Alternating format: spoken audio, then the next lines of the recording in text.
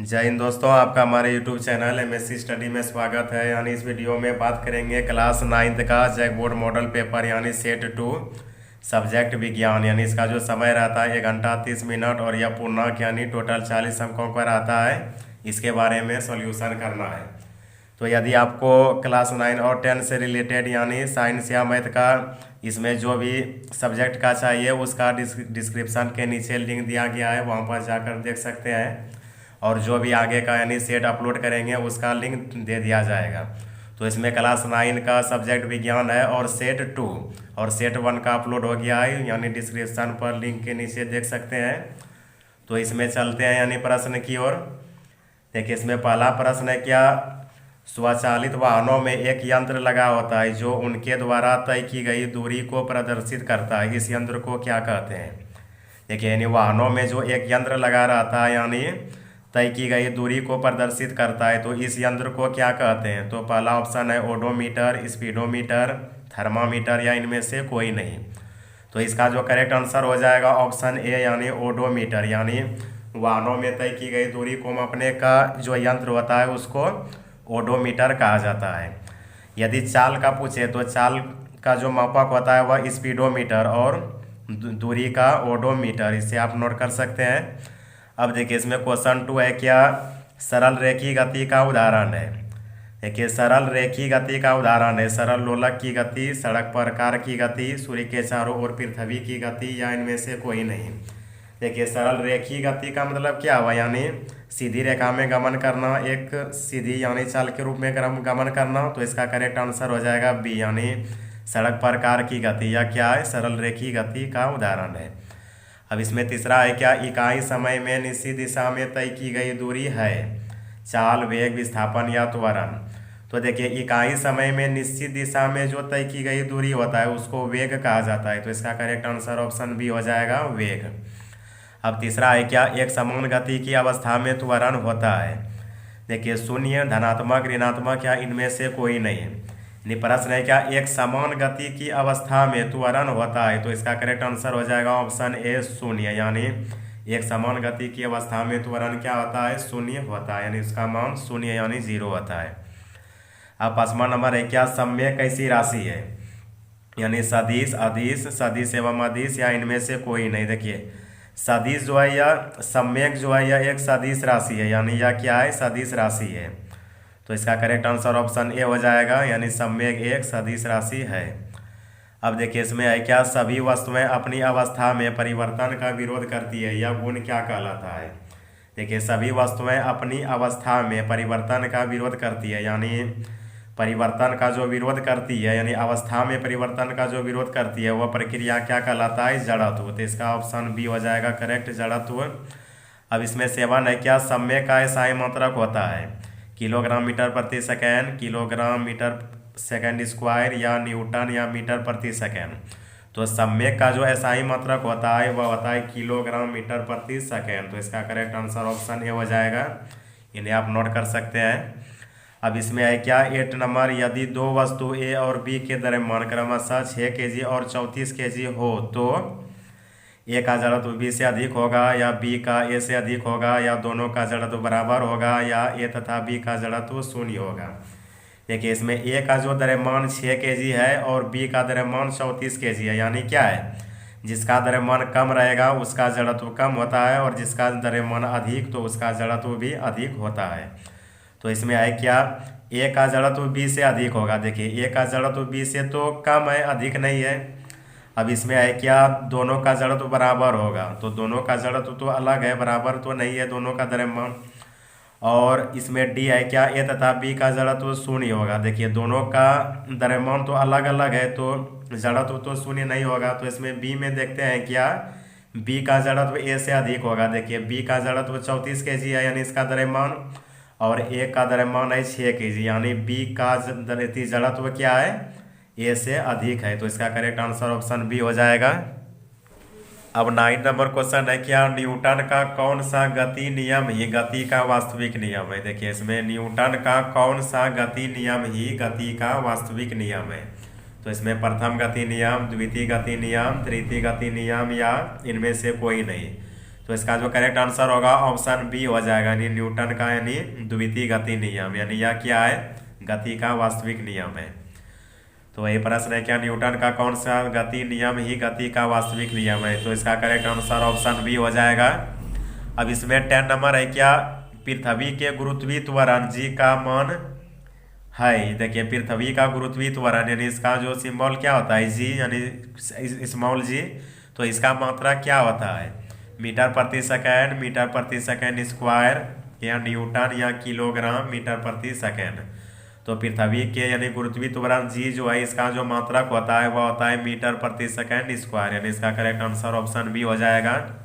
इन्हें आप नोट कर लें। और इस तरह का जो प्रश्न है हर तरह के यानी 9 से संबंधित लास्ट टर्म एग्जाम हो, फर्स्ट वाला या लास्ट का, हर तरह के एग्जाम में पूछा जाता है, इसलिए आप नोट कर लें और याद कर लें।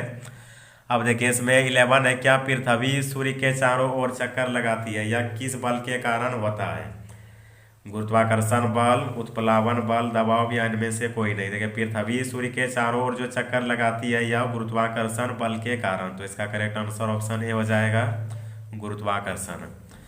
अब है, क्या सार्वत्रिक गुरुत्वीय स्थिरांक जी का SI मात्रक है। देखिए यानी छोटी स्मॉल जी जो है, यानी इसको कहा जाता है गुरुत्वीय त्वरण, और जो कैपिटल जी है इसका नाम क्या है, सार्वत्रिक गुरुत्वीय स्थिरांक है। यानी इसका मात्रक देखिए, इसका मात्रक क्या है, मीटर प्रति सेकेंड, किलोग्राम मीटर प्रति सेकेंड, न्यूटन मीटर स्क्वायर प्रति किलोग्राम स्क्वायर, या जूल।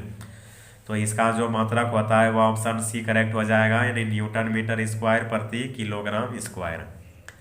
अब है, क्या यदि दो वस्तुओं के बीच की दूरी को आधा कर दिया जाए तो उनके बीच का गुरुत्वाकर्षण बल किस प्रकार बदलेगा।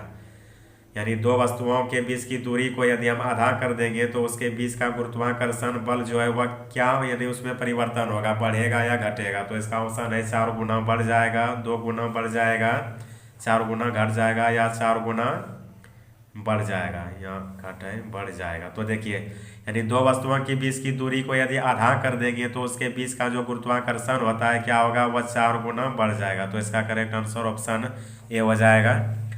अब इसमें आगे है, क्या द्रव्यमान का मान सभी जगह होता है, समान, असमान, परिवर्तनशील, या इनमें से कोई नहीं। देखिए द्रव्यमान का जो मान होता है सभी जगह समान होता है, यानी क्या होता है, बराबर।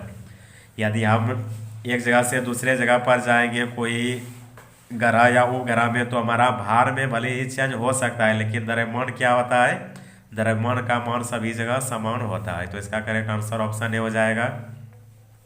अब भाई, क्या दिए गए चित्र में पदार्थ के किस अवस्था के कणों को दिखाया गया है। देखिए यह चित्र है, यानी यह पदार्थ का कण को यानी कणों को दर्शाया गया है। तो इसमें है क्या, किस कणों को यानी किस अवस्था के कणों को दर्शाया गया है। तो इसमें ठोस, द्रव, प्लाज्मा, या गैस। तो देखिए इसमें गैस के, ठोस के जो कण होते हैं वह क्या होता है, यानी ठोस का जो भी कण होता है वह पूरे यानी एक दूसरे से यानी सटा रहता है। यानी इसमें ठोस के कण तो यानी उसमें रिक्त स्थान उतना नहीं रहता है, यानी ठोस के कण पूरा सटा रहता है, जिससे कि वह क्या होता है, ठोस चीज़ें को एक जगह रख देंगे तो वह दूसरी जगह नहीं जा पाता है। और देखिए द्रव का क्या होता है, द्रव के बीच जो पदार्थ के कणों के बीच खाली स्थान होता है वह ठोस से कुछ कम होता है। और गैस का क्या होता है, ठोस और द्रव दोनों से पदार्थ के कणों के बीच क्या होता है, रिक्त स्थान उसमें ज़्यादा होता है, जिससे कि गैस चाहे ऑक्सीजन रहे या कोई भी यानी गैस रहे वायु का, तो वह क्या होता है, गतिशील होता है। तो इसका जो करेक्ट आंसर होगा इसका ऑप्शन हो जाएगा क्या, इसमें ठोस, द्रव, प्लाज्मा, गैस। तो इसका करेक्ट आंसर हो जाएगा ऑप्शन डी, यानी गैस। यानी यह क्या है, पदार्थ के कणों के बीच रिक्त स्थान यानी इसमें ज़्यादा दिखाई दे रहा है। अब देखिए इसमें 16 है, क्या अगरबत्ती की सुगंध आपको दूर से ही मिलती है, इससे पदार्थ के कण के किस गुण का पता चलता है। यानी देखिए अगरबत्ती की सुगंध जो है हमें यानी दूर से ही मिल जाता है, तो यह पदार्थ के कण के किस गुण का पता चलता है। तो इसमें पदार्थ के कण बहुत छोटे होते हैं, पदार्थ के कणों के बीच रिक्त स्थान होता है, या पदार्थ के कण एक दूसरे को आकर्षित करते हैं, या पदार्थ के कण निरंतर गतिशील होते हैं। तो इसका जो करेक्ट आंसर होगा ऑप्शन डी, यानी पदार्थ के कण क्या होता है, निरंतर गतिशील होता है, जिससे कि हमें अगरबत्ती का सुगंध या कोई भी चीज़ का सुगंध हमारे पास तक पहुंच जाता है। अब इसमें 17 है, क्या निम्नलिखित में से किस पदार्थ में विसरण की गति तेज होगी। तो इसका ऑप्शन है जल, ऑक्सीजन, लोहा, तेल। देखिए यानी इसमें जल क्या है, जल का तो बहाव क्या है, ऑक्सीजन से तो कम ही होगा। लोहा, तेल। लोहा देखिए ठोस है, इसका भी बहाव तो इसमें भी नहीं होता है। तेल, तेल और जल का बहाव क्या होगा, ऑक्सीजन की तुलना में कम होगा, यानी ऑक्सीजन का बहाव क्या होता है, अधिक होगा, यानी ऑक्सीजन का विसरण दर क्या होगा, अधिक होता है। तो इसका ऑक्सीजन करेक्ट आंसर हो जाएगा ऑप्शन बी। अब इसमें है क्या, वायुमंडलीय दाब पर 1 kg ठोस को उसके गलनांक पर द्रव में बदलने के लिए जितने उसमें ऊर्जा की आवश्यकता होती है उससे कहते हैं। देखिए वायुमंडलीय दाब पर 1 kg ठोस को यानी उसके गलनांक पर द्रव में बदलने के लिए जितनी उसमें ऊर्जा की आवश्यकता होती है उसे क्या कहते हैं। तो इसका ऑप्शन है क्वथनांक, गलनांक, संगलन की गुप्त ऊष्मा या वाष्पन की गुप्त ऊष्मा। तो इसको कहा जाता है संगलन की गुप्त ऊष्मा, यानी इसका करेक्ट आंसर ऑप्शन सी हो जाएगा। इन्हें नोट कर लें। अब देखिए 19 है क्या, द्रव अवस्था में परिवर्तित हुए बिना ठोस अवस्था से सीधे गैस और वापस ठोस में बदलने की प्रक्रिया क्या कहलाती है। तो इसको कहा जाता है ऊर्ध्वपातन, यानी ठोस से बिना द्रव में बदले गैस में और गैस से ठोस में बदले द्रव में बदले बिना ठोस में, तो इस प्रक्रिया को ऊर्ध्वपातन कहा जाता है।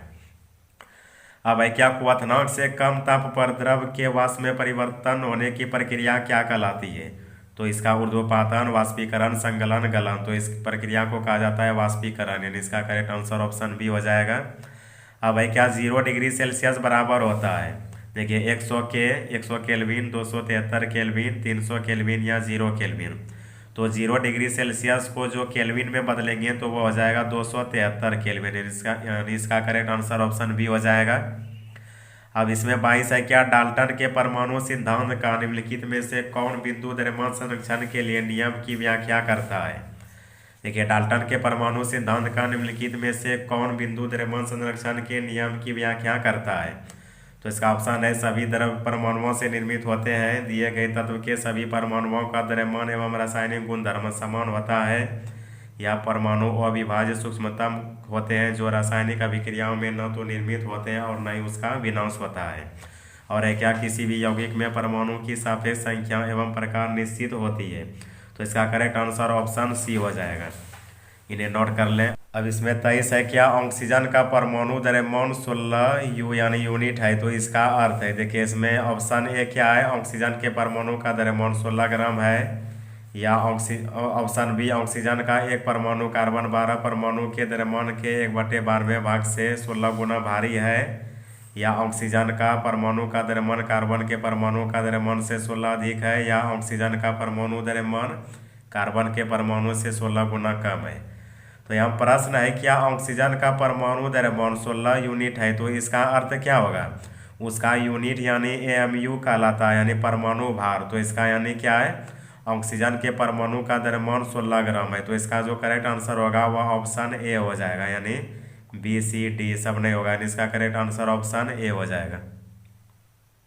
अब 24 है क्या, किसी भी यौगिक का सूक्ष्मतम कण जो स्वतंत्र रूप में रह सकता है तथा उस यौगिक के सभी गुण को प्रदर्शित करता है तो क्या कहलाता है। तो इसका ऑप्शन है परमाणु, अणु, आयन या संयोजकता। तो इसको कहा जाता है अणु, यानी इसका करेक्ट आंसर ऑप्शन बी हो जाएगा। अब इसमें क्या, निम्नलिखित में से कौन सा यौगिक चतुर परमाणु है। देखिए इसमें किस यौगिक में परमाणुओं की संख्या 4 है। तो इसमें कैल्शियम का 1, कार्बन का 1, ऑक्सीजन का 3, तो ये तो 5 हो गया। इसमें नाइट्रोजन का 1, हाइड्रोजन का 3 यानी 4। अब इसमें देखिए हाइड्रोजन का 2, ऑक्सीजन का 1, तो इसमें 3 परमाणु है, और सोडियम का 1, क्लोराइड का 1, तो इसमें 2 परमाणु है। तो इसका करेक्ट आंसर हो जाएगा ऑप्शन बी, यानी NH3 क्या है, चतुर परमाणु है। अब इसमें है क्या, 36 ग्राम जल को मोल में बदलें। देखिए 36 ग्राम यानी जल दिया गया है, उसको मोल में बदलना है। तो जितने भी ग्राम जल रहे यानी उसको, यानी ग्राम को, यानी द्रव्यमान को मोल में बदलने के लिए क्या करेंगे, यानी उसको उसका जितना अणुभार होता है, परमाणु भार, उससे डिवाइड किया जाता है। यानी देखिए जल का यानी फार्मूला क्या होता है, H2O, और इसका अणुभार क्या होता है, यानी हाइड्रोजन का 1 गुना 2 16, यानी इसका 18, यानी इसका अणुभार 18 है। तो यानी 36 ग्राम जल है, तो 36 ग्राम जल को क्या करेंगे, 18 से डिवाइड करेंगे, यानी हो जाएगा 2, यानी इसका करेक्ट आंसर हो जाएगा 2 मोल। अब देखिए इसमें नेक्स्ट है क्या, 5 मोल नाइट्रोजन गैस का द्रव्यमान क्या होगा। देखिए इसमें इसका उल्टा है, यानी इसमें मोल दिया गया है 5 मोल, इसका द्रव्यमान ज्ञात करना है।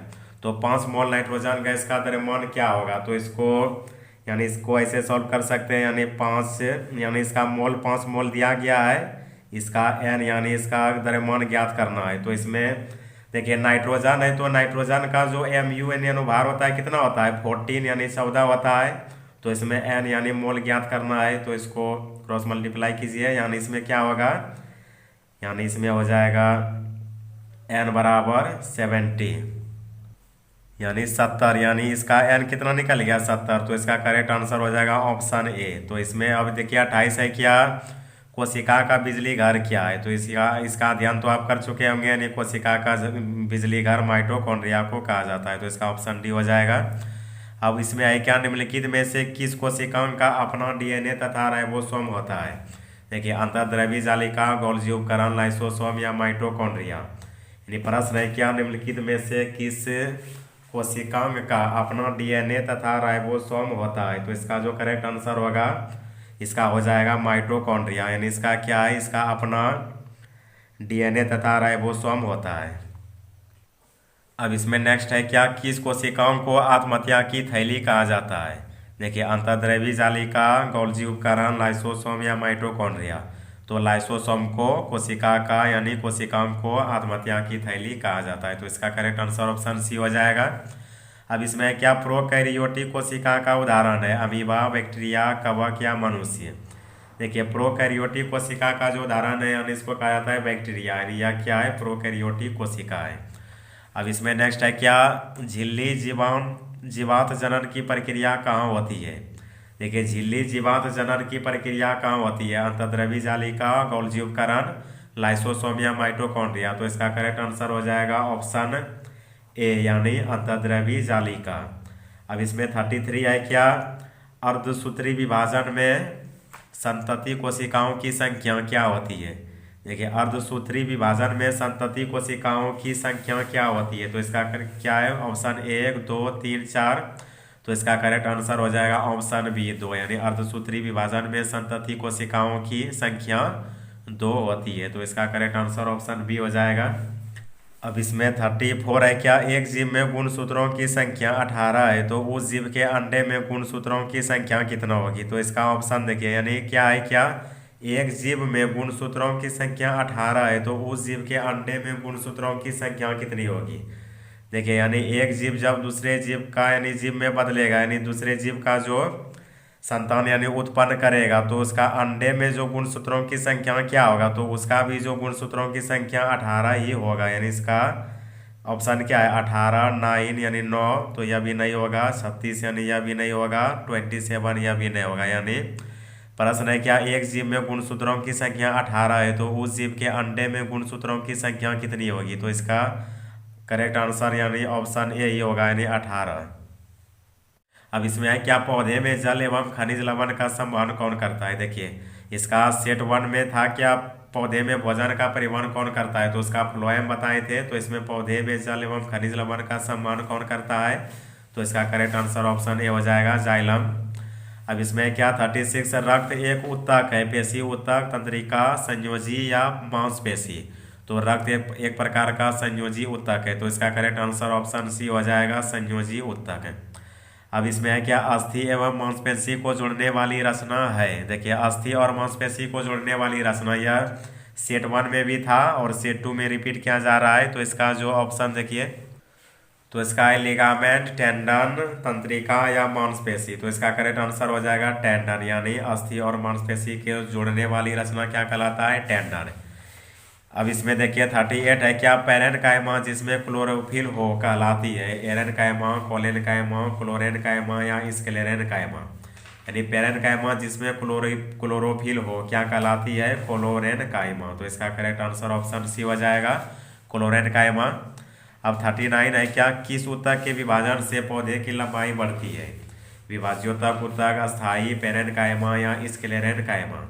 तो इसका करेक्ट आंसर ऑप्शन ए हो जाएगा, विभाज्योतक ऊतक। यानी इसके विभाजन से क्या होता है, पौधे की लंबाई में वृद्धि होती है। अब इसमें लास्ट क्वेश्चन है क्या, मुख गुहा की आंतरिक सतह किस ऊतक की बनी होती है। एपिडर्मल, तंत्रिका, संयोजी या पेशी। यानी मुख गुहा वैकल कैविटी जो है उसकी आंतरिक सतह किस ऊतक का बना होता है, तो इसका करेक्ट आंसर हो जाएगा ऑप्शन ए, एपिडर्मल। तो दोस्तों इस वीडियो में था यानी क्लास 9 का सेट 2 और सेट 1 का यदि चाहिए तो साइंस का यानी इसमें डिस्क्रिप्शन के नीचे दे दिया गया है, वहाँ पर इसका लिंक जाकर देख सकते हैं। तो दोस्तों वीडियो पसंद आए तो वीडियो को लाइक, कमेंट और दोस्तों के साथ शेयर करना ना भूलें। साथ ही यदि आप हमारे चैनल पर नए हैं तो चैनल को सब्सक्राइब जरूर कर लें, ताकि हर तरह के वीडियो का जो भी यानी सेट सॉल्यूशन तैयार किया जाएगा उसका नोटिफिकेशन आपके पास तक पहुंच सके। तो मिलते हैं अगले वीडियो में अगले सेट के साथ, तब तक के लिए धन्यवाद।